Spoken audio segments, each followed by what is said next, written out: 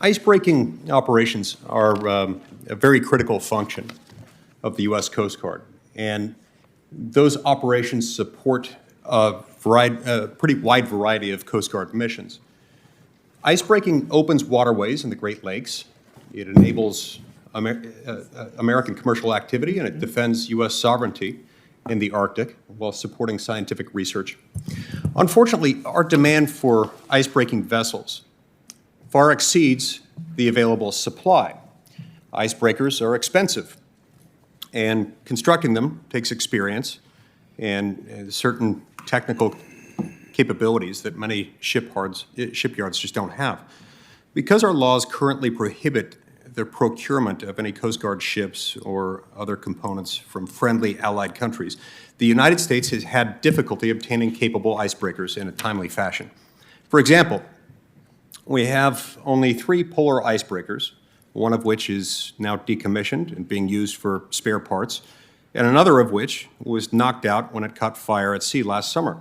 On the Great Lakes, we have just a single heavy icebreaker, just one.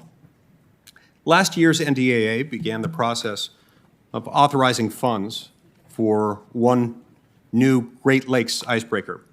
But now we have this bill before us seeking more funds for the same icebreaker. Our restricted procurement process isn't working particularly well, and we need to reconsider this approach.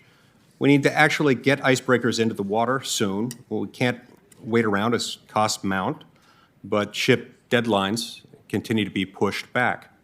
We need to enhance our maritime capabilities by partnering with our NATO allies and benefiting from their comparative advantage in shipbuilding, and that's exactly what my amendment would do. They have expertise, abilities, and techniques that we don't, and by some estimates, they can easily deliver heavy icebreakers in half the time for half the cost. This means that, conceivably, Congress could authorize the same level of funding and get twice as many vessels. Allowing the Coast Guard to partner with NATO allies would help us fulfill mission demands in record time, make the Great Lakes regions more economically competitive, increase our national security capabilities, and maximize the Coast Guard's potential. We need these icebreakers, and we can't afford to bind ourselves to opportunities right in front of us. Thank you, Madam Chair. Look, at the end of the day, this bill just dumps money, does nothing to accelerate timelines. We do need more icebreakers in the Coast Guard. We've been told that over and over again. I discussed this at a hearing before this committee in December with Vice Commandant Ray. He confirmed that we need them soon.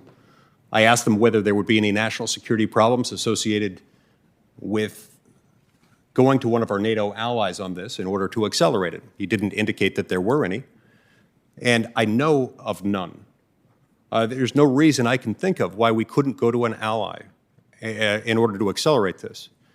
If what we're doing is protecting our home base shipbuilding capacity, it'd be a shame if we had to do that needlessly here at the expense of the Coast Guard and the Coast Guard's ability to perform its mission. We either trust our NATO allies or we don't. We trust them in countless other areas. I don't know why we can't do that here, especially when it could get us more icebreakers, half the cost, half the time. We ought to do it. Please support my amendment.